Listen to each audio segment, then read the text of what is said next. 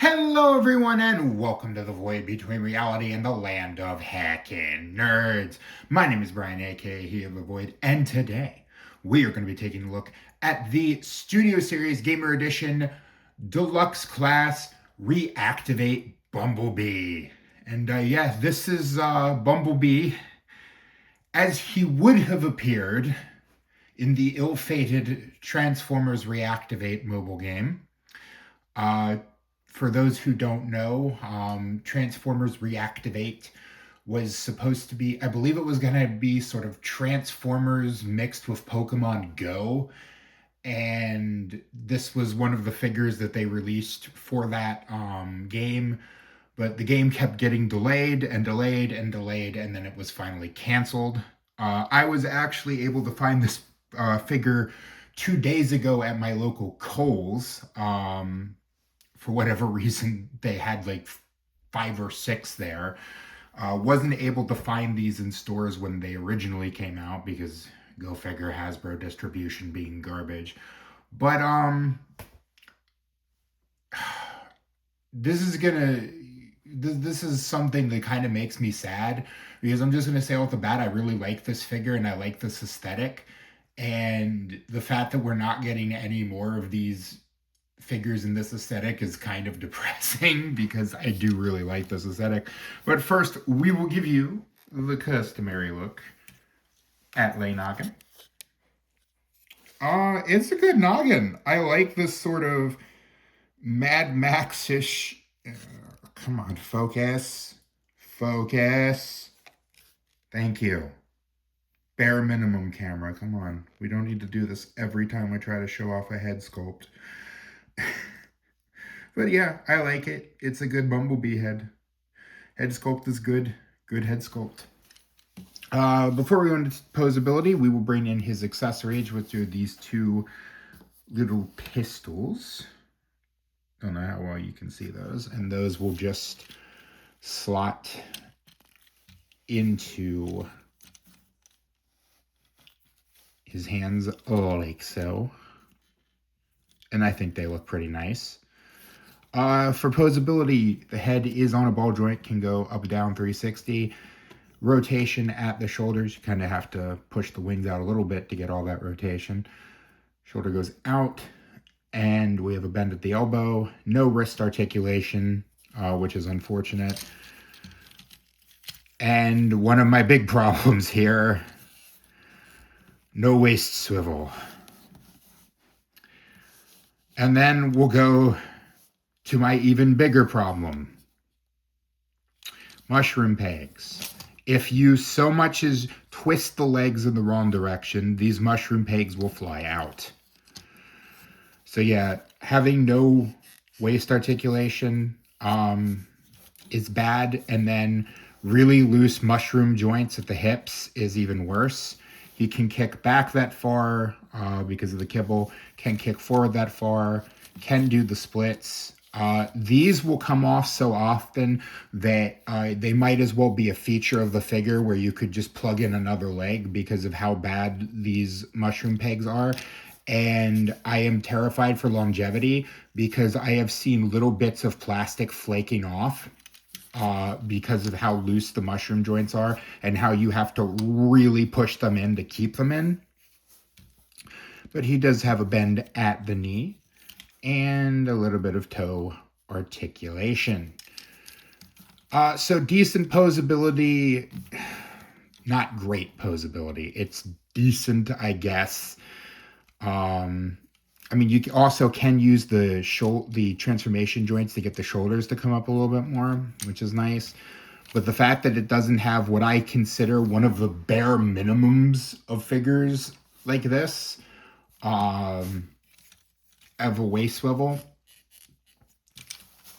yeah, just not great. And then, of course, you know my feel. Like I said, just turning this in the wrong direction and these mushroom joints or mushroom pegs will just come straight off. My feelings about mushroom pegs are well known. I hate Unicron nipples.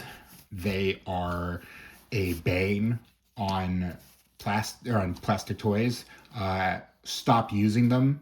all toy companies, please stop using mushroom pegs. They do nothing but cause headaches, and I don't understand why they're used. Well, I understand why Hasbro uses them, because they're a good way to cut corners. And as we all know, Hasbro likes spending the minimum amount of effort for the maximum amount of profit.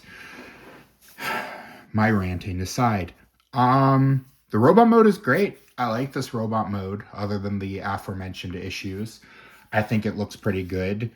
He does have one heck of a backpack, and he is a bit hollow.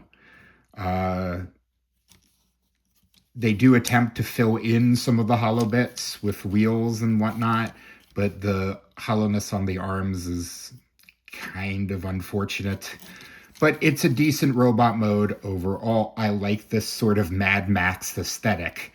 And you'll see more of the Mad Max aesthetic as we go into transformation. So first things first, we're just going to unpeg those.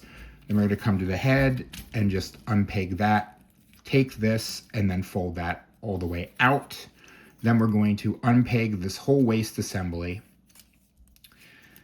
and just kind of splay it out like that. Unpeg this, and we're going to take this whole section on this chest, and we're going to unpeg that and push it down. Come on. There we go. So that's going to come out like that. Then we're going to take the head and fold it in, fold this panel over. Then we're just going to collapse this in, and that will snap into place. And then we kind of have to finagle things, make sure his head is down. You might see that there's a little bit of stressing here and here, because if you don't get this completely correctly, there will be some stress marks because it'll grind together. So we're going to fold that in like that. Then we're going to take this section and bring that down. It is a little harder said than done, or easier said than done. My bad. Again, we just want to push this up, and that will collapse into place like that. Then we're going to come to legs and just make sure that head is down in there. And come to the back of the legs. We're going to open these sections and fold them out. Then we are going to fold these wheel pits out. Then we can turn the foot and push it in. Turn the foot and push it in like that. Then we're going to take this yellow piece and fold that all the way up like that. And then we're going to collapse in the waist so that it fills that cavity completely. Then we can take the feet, or the legs. There's a little pin tab here and a little bit there. So let me just, I don't think I got that completely on camera. Just make sure you fold that in and this piece back, and then that section will peg into place. Sometimes a little easier said than done. We'll peg it. Come on. If you thought that this transformation would be a little convoluted, you would be absolutely correct. This is a little bit of a convoluted transformation. Not Solus Prime or Amalgamus Prime bad, but it is rather convoluted. Okay, come on. Work with me. There we go. That's good on that side. And fold this in. And just make sure these... Why are you not behaving? You did this fine earlier. Is there a reason why this doesn't want to slot in? Is the other side slotting it? Am I doing something wrong here? Is the head getting in the way?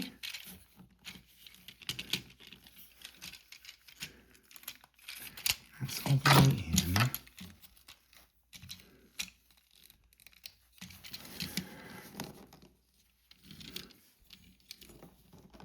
Now the other side doesn't want to go in. Okay, there we go. Little easier said than done. Okay, then we can take this section. We're going to turn the arms in like that, fold, and make sure this can go all the way in, bend at the elbow, then turn that, and that's going to go into that cavity. Now, these do not, they're supposed to peg in together, but I cannot figure out how to do it, so they just kind of rest in there. And then we'll do the same on the other side, and just force that in there.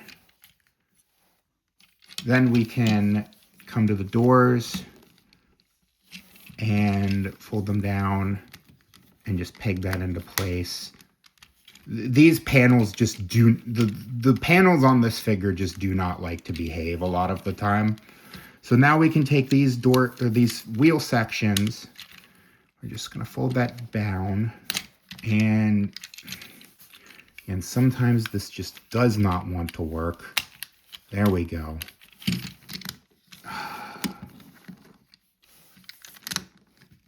We can slide that in like that. Same on the other side. Slide that in. And then fold this up over it. And there you go. You will notice that sometimes these just do not want to peg in, but it is what it is. Oh, come on. These arms are going to be the death of me. They just do. I don't like how the arms transform. But there you go. You have Bumblebee in his little race car mode, or just car mode. I like this. I like how this looks. It has a very Mad Maxy aesthetic, and it does roll as all rolling things should. I like it. It compresses into this nice little car mode, and I like it. I like the detailing for like the engine blocks and or not the engine blocks, the exhaust ports. These just do not want to peg in. No matter what you do, these will never peg in. So, and then you are supposed to be able to store these guns in the bottom here, but it is absolutely impossible, and I've never found a good way to do it. So I just put them off to the side. But yeah, it's a good car mode. The juice, I suppose, is worth the squeeze. But this transformation is incredibly convoluted, and I kind of feel like unnecessarily so. I feel like there could have been a better way to transform the arms. I don't like when you just kind of have to tuck things under the car mode like that and just hope they stay in place, because it makes the figure a lot less sturdy overall. Or the car mode less compact and put together. So we're going to go ahead and go back into robot mode, and then I'll give my final thoughts on the figure. So first things first, we're going to take these sections and fold them out. Then we can unpeg the doors and open them. Then we're going to come to the bottom and just fold the arms out and just turn them like so, and just make sure those are all the way up. Then we can come down here and unpeg the legs and just fold them down and fold the waist all the way down, like so and like so. Then we can take the foot out and turn it around. Then we can come to the wheels back here and just fold them in, fold them in. I said fold them in, thank you. And the legs will come undone. That is just something you're gonna have to deal with, because mushroom pegs are evil. Screw Unicron's nipples. Is there a reason why you just don't want to go on? Come on, there we go. Then we can take this section and just collapse it down. Collapse it down like that, and just fold it up, and I will raise the camera. So then we're going to unpeg this section like that, fold that down. Then we're going to take this section and just fold that up and around. And you're going to finagle this so that it goes down. Oh, God, this is so convoluted. Like this and that. will eventually go in like that. And then you can fold the head back, and there's a little slot here and a tab there, and that will just tab together like that. And then you can take this section and fold it out or up, and that will slot into place. Then you can fold the grill down, slot the arms back down, fold out the shoulder pads, and we'll go ahead and give him his little guns. And there you go. There is Bumblebee back in his robot mode. Final thoughts on the figure. I love the aesthetic. I like the figure from like an aesthetic standpoint, and I like how the robot mode looks. I like how the car mode looks. So aesthetically, it's great. Engineering wise, not so much. The fact that there is no waist swivel, the fact that the mushroom pegs keep constantly popping, the fact that the transformation is incredibly convoluted. It's a hit or miss for me. I would say this one is by preference. But I like it. I just feel like there's some engineering problems that weren't really thought about or thought out too well. But yeah, if you like this aesthetic, go ahead and pick it up. I'm not going to knock the figure and say it's terrible, but just be careful of some of those quality issues. And yeah, there you go. There is your Transformers Studio Series Gamer Edition Deluxe class. Oh god, I had a brain fart of epic proportions there. Deluxe class, or no, I always get this wrong. Transformers Reactivate Deluxe class Bumblebee. I'm asking you to like, comment, and subscribe. Check out all my links down below for all the places you can find me and support me. And yeah, until next time, remember, growing old is mandatory, growing up is optional. Be curious, be playful, and above all else, be kind. And I will see you next time.